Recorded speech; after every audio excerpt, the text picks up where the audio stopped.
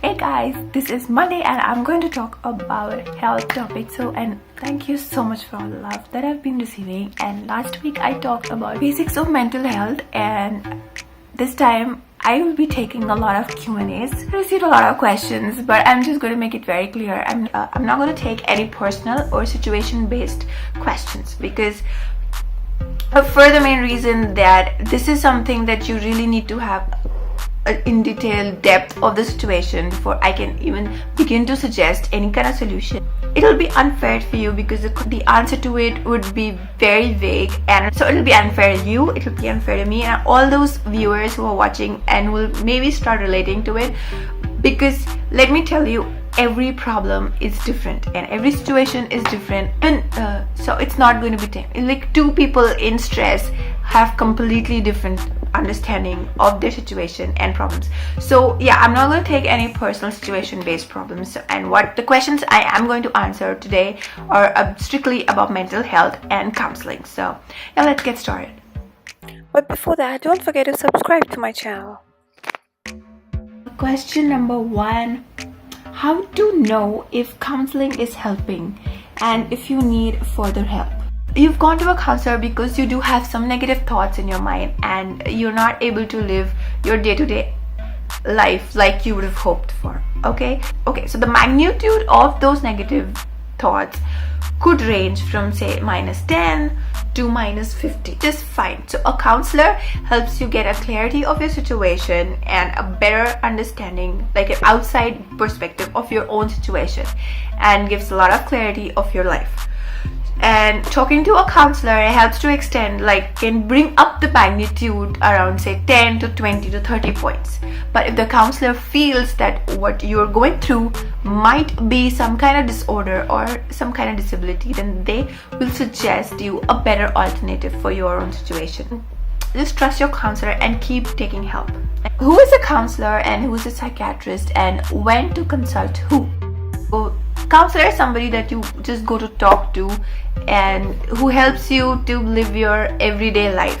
Like for example, every school or college has their own counselor, and students go to them to get a better understanding about say their study pressure and with like maybe parents or their relationships or career options and what is better for them and how to and ways to go about life in general. Clinical psychologist is somebody that you go to when you have to get yourself diagnosed with say some kind of disability or a disorder. They're generally in hospitals, and no, they don't have a medical degree. Psychiatrist is a medical doctor. Okay, they are there in hospitals. They can prescribe medicines for serious mental illnesses. Okay, how does one stay motivated through life? Life is a big term, so you need to break down one day at a time. So just take small steps, live one day at a time.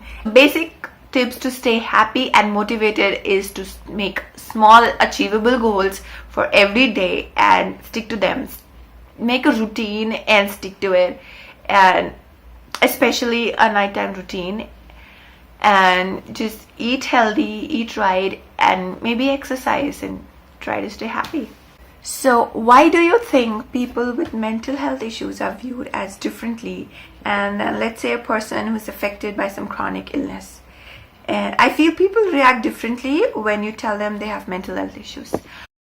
Well, yeah, in my opinion, I feel that there are a lot of differences how people view physical and mental health separately. Like for example, when you break your leg and get a plaster, so you show that off with pride because that's considered something as a result of something adventurous or brave. You know, that's something to show off.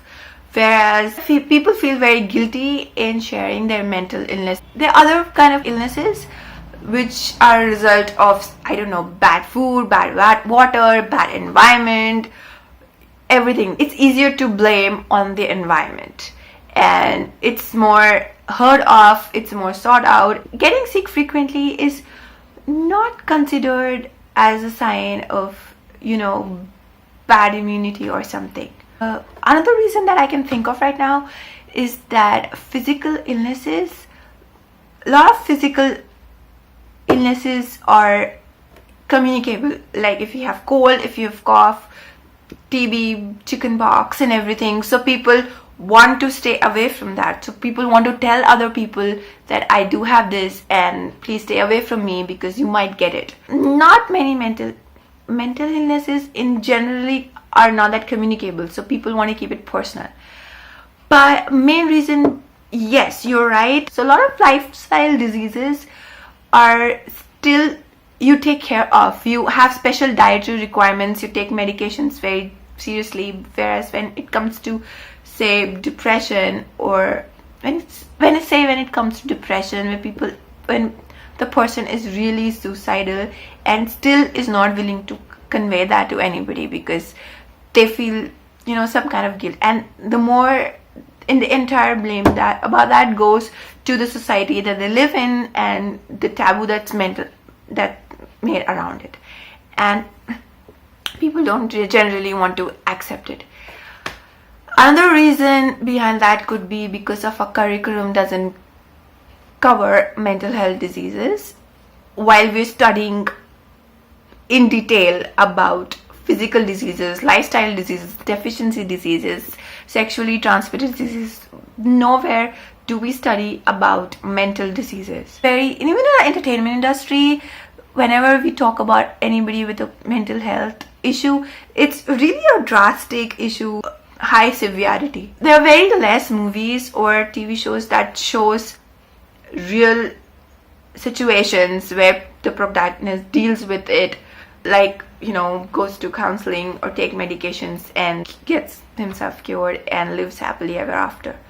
This is my opinion. If you have any other reason behind it and think that I'm wrong somewhere, just please mention in the comment section below, and really happy to read what you guys think about the difference of why people view mental health differently than the physical illness.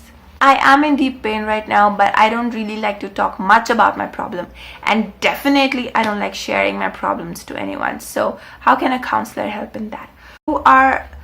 If you're saying that it's because you're not a very talkative person and you don't like to talk much about what you're feeling and everything, you need to explain to your therapist what you're going through. That basic thing that you have to do. And if your question is about like you're too shy to share your problems to a complete stranger, well, that is true for even doctors. Like if you have diarrhea, or if you have headache, or if you have pain in the back, you do have to go explain to your doctor what is aching and what is troubling you. That few sentences, if you're not able to explain, or if you're too shy to explain, then how do you expect to get help?